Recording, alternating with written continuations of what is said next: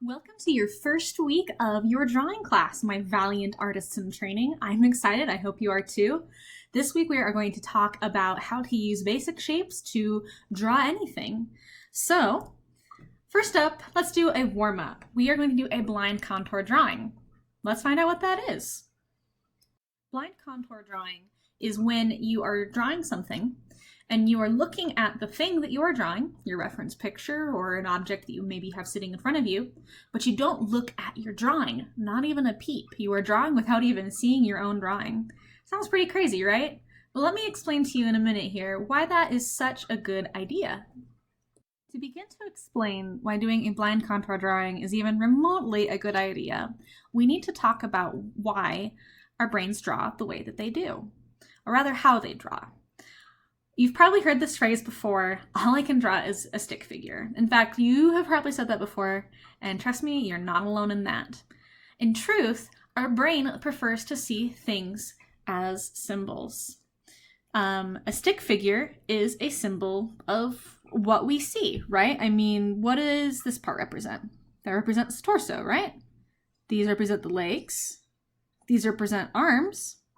This represents the head. Looks like in this particular picture here, this represents, I'm guessing, a t-shirt, and this represents a smile, and hair, because it's this loopy thing sitting on top of his head. So that is a symbol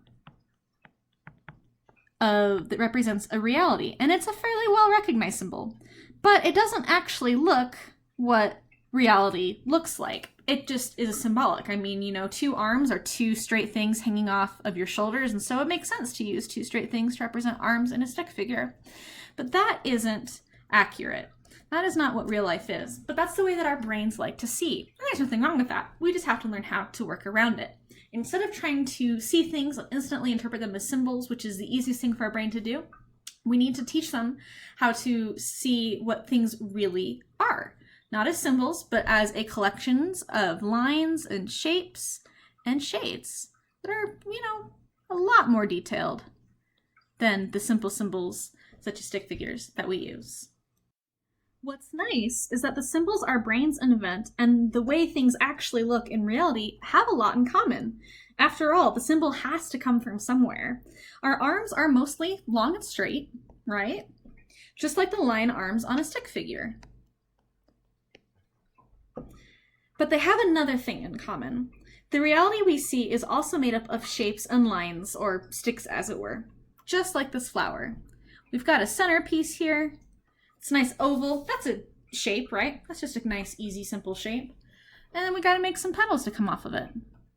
And these petals are going to have a variety of sizes and textures, because that's the way that reality really is. But look, it's just lines. The lines change shape and size. We've even got a few other random details here and there. And even some little dots, which is also more or less symbolic, but more realistic. A more symbolic flower would just be simply drawing a stick, a leaf, a circle, and some loop-de-loops around it, right? So we just have to train our brain to translate what we see into something that is more nuanced with its lines and shape and less of a simplified symbol. Doing blind contour drawings is one way that we can snap our brains out of that symbolic thinking. The trick to snapping your brain out of symbolic thinking patterns is to change the way that you approach the drawing process. Now think about it. How do you normally draw? Well, you probably sit down in front of whatever you're trying to draw. Maybe we'll just say it's some cute flowers. And so you sit here and you've got your drawing pad and you're going to start drawing, and you probably just start drawing the whole thing all at once and just try and tackle it head on just like that. But we need to find ways to disrupt that pattern. You can do that by changing how you look at your drawing. In this case, with the blind contour, what you'll end up doing is moving your drawing under the table so you cannot see it, and all you can focus on is your subject matter. So that's one way to disrupt that process. You can also do it by disrupting your other ways of drawing and drawing patterns and how you actually approach the drawing itself and not just how you look at your subject matter. So here are some ways to do that. One is to draw things upside down. So let's say I've got a reference picture of a flower. We'll throw that right here. Just like my flowers on the table. And to just create that disruption, rather than just looking at it head on the way it is, draw it upside down. So let's say this is my reference picture of a beautiful vase of flowers. Well, one way to break or disrupt your normal way of thinking of things and of viewing your art is to draw your reference picture upside down. So I would start just by looking at it upside down. And part of the reason why that works is because your brain no longer sees it as a vase of flowers, but sees it as just this collection of lines, because when it's upside down, it's not as easy for your brain to say, hey, that's a vase of flowers. So that's one way to do it. You can accomplish the same thing if you're if you've been drawing upside down for a while and you've kind of gotten in a rut. One of the things you can do is then draw sideways. Like so. That's another way to snap it out. Basically any sort of orientation that is different from the way you've been drawing up to this point. Another way that we will discuss in a little bit here, a little bit later on actually, is looking for negative shapes. Now negative shapes is the area, the positive shape is the thing that you're drawing, but the negative shapes is the area around everything that is the positive shape. So like in this case, that's the background. And sometimes it's easier to try and draw and snap your brain out of that positive shape thinking by thinking about the negative shape and seeing, like, maybe this one over here, I'm just going to start trying to draw that shape and fill that in. And that's actually already got me partway through. I can try drawing this other shape on the side here. And now it's not a scary vase and flowers, it's an upside down figure, where I'm just trying to draw these negative shapes. And we'll do a little bit more of that later, but that's one trick you can do to snap yourself out. Another one is to use grids, which we'll also do in another warm-up for another lesson, where if this is my picture, there's a nice smiley face, I can use grids to cut my picture up into pieces, almost like a puzzle, and then it becomes much easier to draw just one piece at a time and not see it as all one thing. So if I was drawing this square, all I'd have to do is draw that. Hey, that's not so bad. And if I were drawing, let's say, this middle square, what would that look like? Well, I would have this little bit up here and this bit here, and I'd have a little bit of a smile there and a little bit of smile there. Hey, it's not so bad when you break it up like that, and no longer looks like a smiley face. It's just pieces or chunks of a smiley face. And then, of course, the last thing you can do is our blind contour.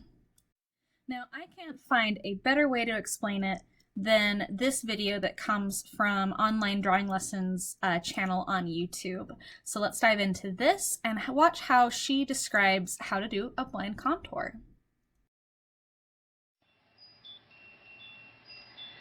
Before I begin to draw, let me first walk you through the process. The small blue dot represents the path of your eye. As your eye slowly traces along the contours of your subject, you will do your best to mimic its movements with your pen or pencil onto your paper. You might find it helpful to close one eye while you do this. As you can see, I've chosen to draw my hand, but you can draw anything you like using this technique. Hands happen to be a great subject for contour drawings because they have a multitude of lines. Luckily, you don't have to draw every single line. It'll be up to you to choose which lines to include in your drawing. Essentially, contour lines are the outlines of any shape. And in this case, contours will be outlines, wrinkles, fingernails, and palm lines. Whenever several lines meet, you will have to decide which direction to take. It doesn't really matter which line you draw first. You can simply draw the skipped line later by coming back to it from another direction, or just omit it entirely from your drawing. If you come to a dead end, simply retrace over the line you just drew, or draw an imaginary line to get back to where you want to be. Keep constant contact with your paper and don't lift your pen or pencil off the page until you are completely done with your drawing. Ultimately, the purpose of blind contour is to exercise your hand-eye coordination. So make sure that your eye is always looking at your subject matter and never at your paper while you draw. That's why it's called a blind contour. I even like to turn my back to the page, as this helps me resist the temptation to sneak a peek. Because you are drawing blind, the finished product tends to look very quirky and abstract, and this is completely normal. Remember that the purpose of blind contour is to train your hand to copy the movements of your eye, not to make a perfect drawing. So, of course, I haven't looked at my drawing this entire time, and I'm very curious to see how I've done. Hey, that's pretty good. Okay, now it's your turn.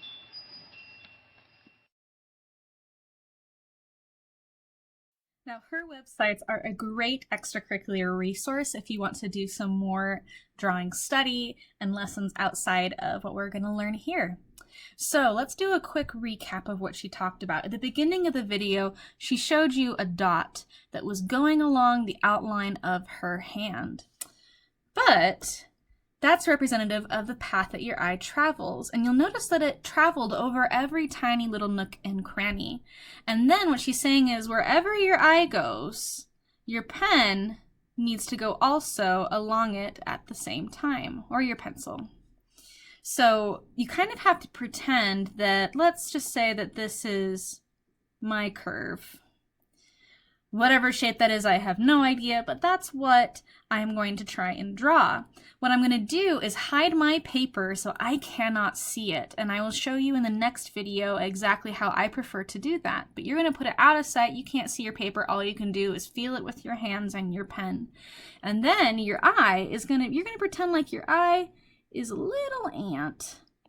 And he's going to crawl up and down and get into every little nook and cranny in this drawing, in whatever you're trying to copy. And as you do that, your pen is going to follow along. That's supposed to be a pen. Not doing a very good job. So your pen is going to follow all the angles that the little ant that is your eye is also going to follow. Okay? So that is the essence of the contour drawing. And because of this, you want to go as slow as possible because you don't want to end up trying to draw this and you just kind of glaze over it, and then look at all those details you miss. You really want to get this little bump right here, and this little crevice, and that bump. You'll notice that this part right here points more inward, and my loose one doesn't. So don't go fast. Take it real slow, and just trace it all along the way. Now, before we move on and do the demo, there's one more thing I want to address that she talked about in her video. She talked about doing this entire thing in one fell swoop, never ever lifting your pen, and just making these imaginary lines or double tracking on them to get back in. That is something that you can absolutely do, and if you want to, you should. I'm going to tell you that that's something you don't have to do. For this assignment, if you choose to, you can follow that line, but you can also pick up your pencil and go back if you need to at any point. Just like this. So maybe I did this, and I go in, and then I get to there, and I decide, I don't want to finish that. I'm just going to start fresh again and go again. If that makes any sense. You don't have to do it all in one continuous line. If you need to pick it up to fix a line or try again, you can certainly do that as well. Both are totally acceptable. Now, in this video, I'm going to show you precisely how I like to do my blind contour drawing, but you can also find your own variation. The most important part is that you are putting your paper out of sight where you cannot see what you are drawing, and you're focusing all of your attention on your subject matter. So let's check out how to do this. Hello, my valiant drawing students. Welcome to, well, my living room, or my kitchen as it were. Today I'm going to show you how to do the blind contour warm-up exercise that you've been assigned this week. You will need a piece of paper or that is attached to a clipboard or a sketchbook that has a hard back so that you can set it on your lap and still have something hard to draw on. You'll also need a pencil, and believe it or not, you will not need one with an eraser. So if it doesn't have one, no worries. And then you'll need to select something that you would like to do your blind contour of. I went and found this cute little ceramic rabbit that I've got here, but you can use anything you can find. You can even use another person, so be it. But you want to find something that has a fair amount of detail and that isn't overly simplified. And I feel like this rabbit covers that pretty well. It's got enough little nooks and crannies in it to make for a really good blind contour drawing. So let's get started. I'm going to stick this on my lap, and I'm going to do that so that it is under the table and I will not be able to see what I'm drawing. But I'm going to use instead my eyes coordinated with the movement of my pencil to try and draw as accurately as possible every single little bump and nook and cranny in this little sculpture. So I'm going to stick this on my lap. I'm going to move the camera so you guys can see what's happening on my lap. But just know that as I am drawing, I am not looking at my paper. You want it out of sight, so it's pretty well out of sight. And I'm going to be following my eye line along the edge of this to try and draw it as best as I can. In fact, let me draw one right here so you can see it, and then I'll move the camera so you can see what's happening under the table where I cannot see.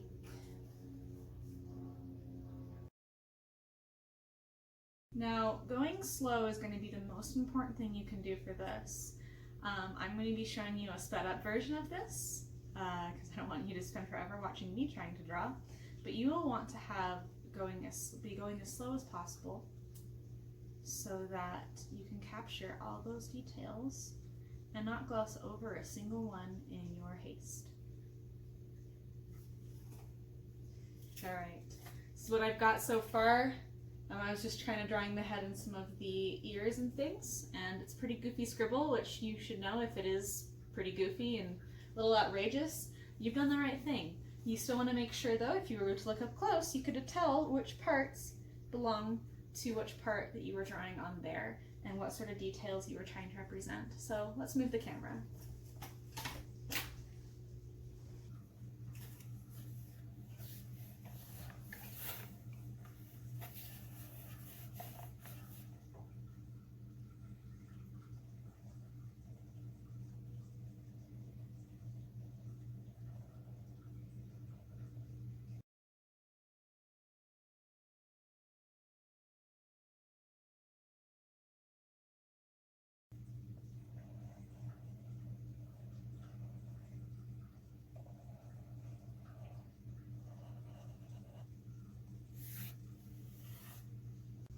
So as you can see, I was going pretty slow, and I did run into a mild obstacle with the way that my particular table is designed, with that little metal overhang that my pencil ran into. Hopefully you guys can find a little bit better table than I have for that. But I took it very, very slow.